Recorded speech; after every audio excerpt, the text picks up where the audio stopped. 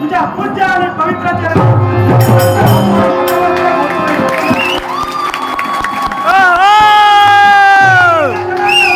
निघणारे शब्द जय जयकार जय जयकार आणि जय जयकार आणि हा जय जयकार कोणाचा असेल तर या चंड दानवेश्वराचा.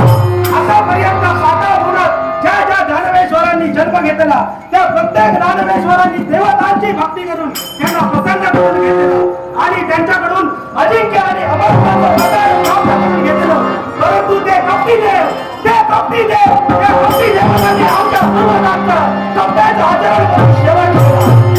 मी देखील कित्येक वेळा सर्व साम्राज्यावरती स्वारी केली, परंतु वेळोवेळी माझ्या पदरी आलं ते अपयश आणि अपयश. या